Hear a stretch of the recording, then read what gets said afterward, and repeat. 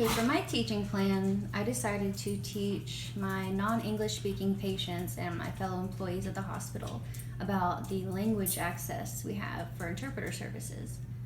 I decided to do this because a lot of my non-English speaking patients didn't understand the new medications they were receiving or why, or they had questions about procedures or things the doctors had said. And a lot of my coworkers let me know that they didn't know how to access the interpreter services. Especially in nursing, we often have to get informed consent, and it's required for all kinds of procedures at the bedside and otherwise. And the patient has to be able to comprehend what they're signing and agreeing to. And you can't use patient family members as interpreters because often they don't really necessarily understand, and there's no way to verify what they're telling their family member, especially if you as the healthcare provider don't speak the language they're speaking. And I knew, since I didn't know very well about the access to the interpreter services, and doing some surveying of my coworkers, a lot of the staff didn't know. And I had issues with other disciplines like pharmacy only printing new medication orders and new medication information sheets in English. Like, they would bring a patient who doesn't speak any English a whole packet of information on medications in English. And I asked them if they had it in Spanish or if there was some other way I could access it, and they said that was the only thing that they offered in English. They only offered it in one language.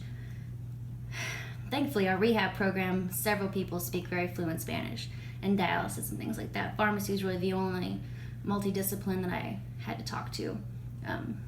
But they were also unaware of how to access our interpreter services. And we needed a more universal way for the staff to know about it and the patients to know about it. So it's definitely a need in this area, because I'm in Houston, because the school's in Canyon. And Houston has the third largest Hispanic population in the United States, and it's only growing. We have immigrants all the time from all over. And so many patients, such a large percentage of our patient population is not going to speak English, or they're going to speak very limited English. And they put a lot of trust in us to take care of them, especially since they don't really understand a lot of the time what we're saying and what we're doing. But they have a federal right to language access services. That right varies from state to state, but federally they have a right, especially if they're limited English proficiency patients, because some know some English.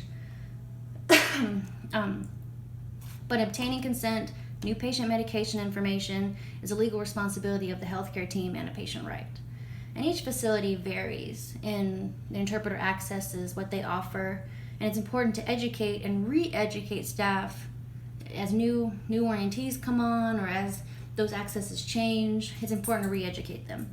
So at my facility, I spoke to my manager and my CNO, and we got ID cards to go on the back of our badges that has information of how to call the interpreters, how to document that you have called them, and instances such as obtaining consent, so they can go back and verify that a certified medical interpreter did speak to the patient.